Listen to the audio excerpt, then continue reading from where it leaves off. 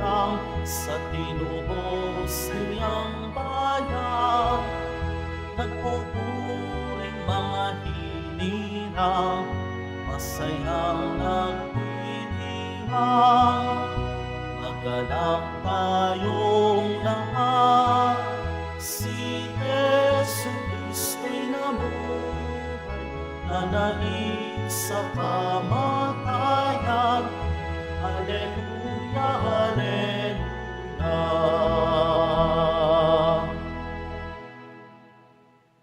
Simulan po natin ang pagdiriwang sa ngalan ng Ama at ng Anak at ng Espiritu Santo. Amen. Ang pagpapala ng ating Panginoong Jesucristo, ang pag-ibig ng Diyos Ama, at ang pakikipagkaisa ng Espiritu Santo, naway sumainyong lahat. At sumaiyo rin. Mga kapatid, tayo pong lahat ay nagkakatipon bilang isang mag-anak ng Diyos sa pagdiriwang ng banal na Eukaristiya. At upang tayo po ay maging karapat-dapat gumanap sa banal na pagdiriwang na ito, alalahanin po natin ang ating mga pagkukulang at nagawang pagkakasala at buong kababaang loob tayong humiling ng awa at pagpapatawad mula sa Diyos.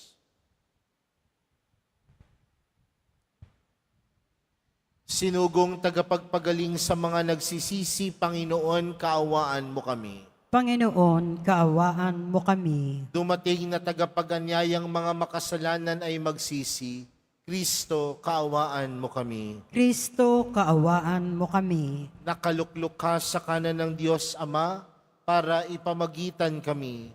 Panginoon, kaawaan mo kami. Panginoon, kaawaan mo kami. Kaawaan tayo ng makapangyarihang Diyos, patawarin tayo sa ating mga kasalanan, at patnubayan tayo sa buhay na walang hanggan. Amen.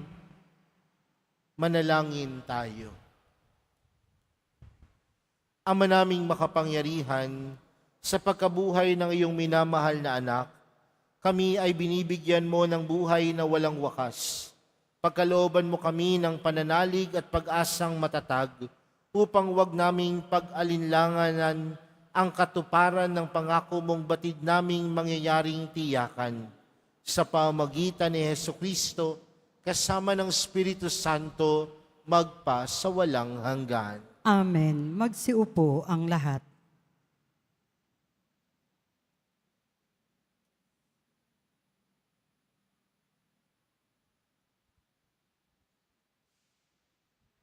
Pagbasa mula sa mga gawa ng mga apostol. Noong mga araw na iyon, may mga Hudyong dumating doon mula sa Antioquia at Iconio. Sinursulan nila ang mga tao laban kay Pablo at kanilang binato siya. Pagkatapos, kinaladkad siya sa labas ng bayan sa pag-aakalang patay na. Subalit, nang paligiran siya ng mga alagad, nagtindig si Pablo at pumasok sa lungsod. Kinabukasan, nagtungo sila ni Bernabe sa Derbe. Ipinangaral ni na Pablo at Bernabe ang mabuting balita sa Derbe at marami silang nahikayat na maging alagad. Pagkatapos, nagbalik sila sa Listra, sa Iconio, at sa Antioquia ng Pisidia. Pinatatag nila ang kalooban ng mga alagad at pinagpayuhan na manatiling tapat sa pananampalataya. Magdaranas muna tayo ng maraming kapighatian bago makapasok sa kaharian ng Diyos.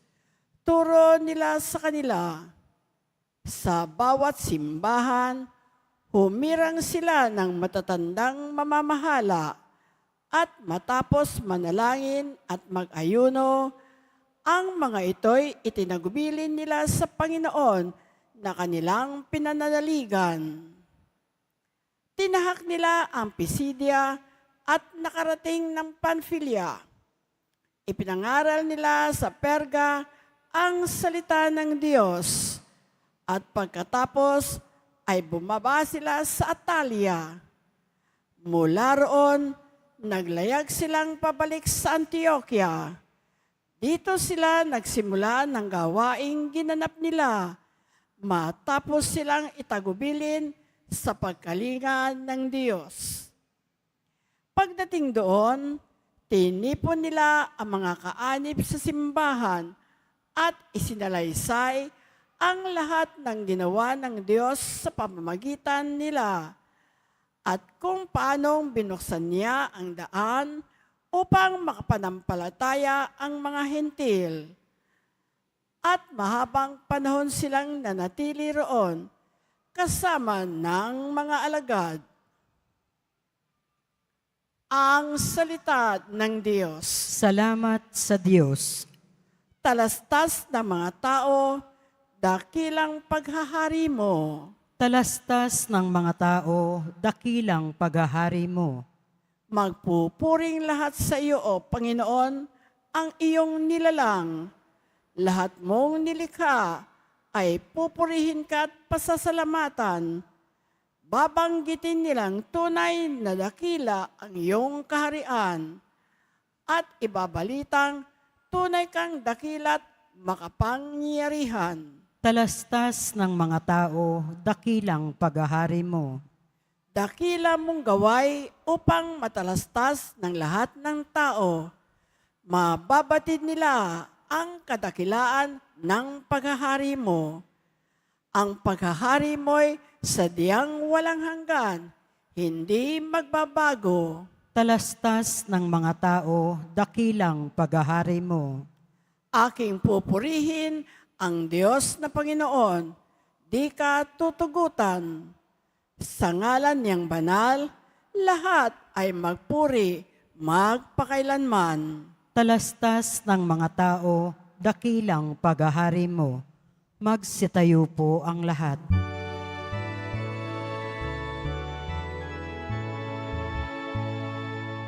Alleluia,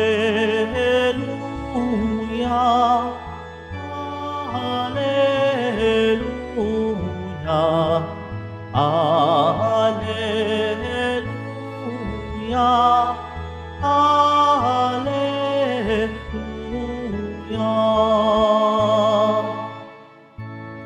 Si Kristo'y laang magtiis, ng tagumpay ay makamit, at sumaatin ang langit. Alleluia, Alleluia, Alleluia,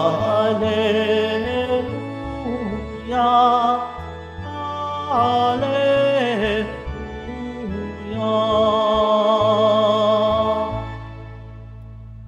Sumainyo ang Panginoon. At sumaiyo rin, Ang mabuting balita ng Panginoon ayon kay San Juan. papuri sa iyo, Panginoon. Noong panahong iyon, sinabi ni Jesus sa kanyang mga alagad, "Kapayapaan ang iniiwan ko sa inyo, ang aking kapayapaan ang ibinibigay ko sa inyo. Hindi ito katulad ng ibinibigay ng sanlibutan. Huwag kayong mabalisa, huwag kayong matakot. Sinasabi ko na sa inyo, ako'y aalis, ngunit babalik ako. Kung iniibig ninyo ako, ikagagalak ninyo ang pagpunta ko sa Ama, sapagkat dakila ang Ama kaysa akin. Sinasabi ko na ito sa inyo bago pa mangyari, upang kung mangyari na, kayo'y mananalig sa akin. Hindi na ako pakahaba ng pagsasalita sa inyo, sapagkat dumarating na ang pinuno ng sanlibutang ito.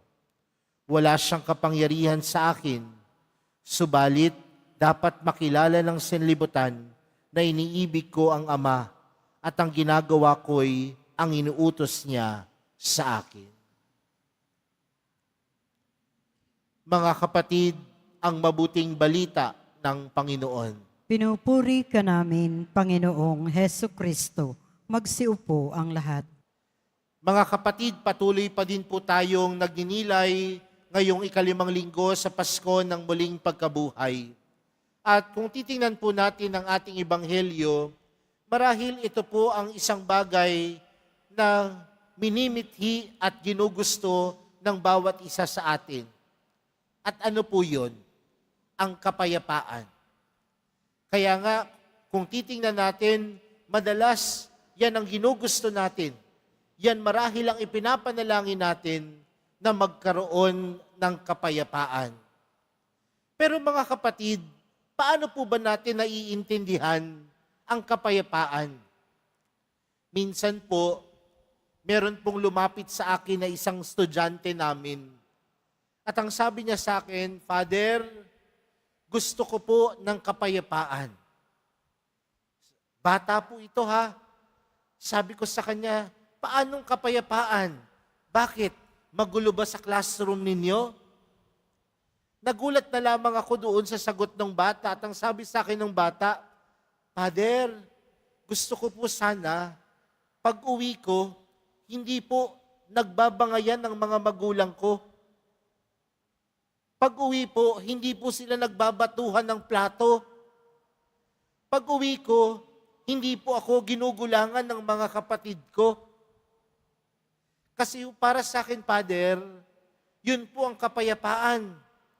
Kapag wala ng kaguluhan. Nakakatuwa po dahil ito'y bata at ganoon ang pagkaintindi niya sa kapayapaan.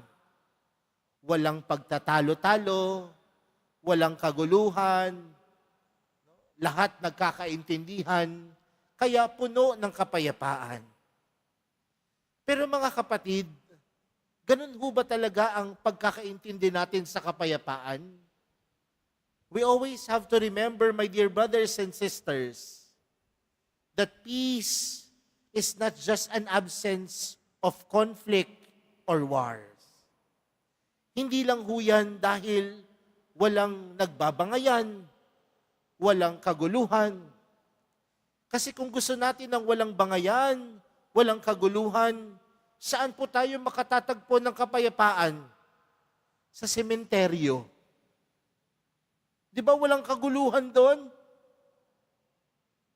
Pero paano ho ba natin dapat intindihin ang kapayapaan?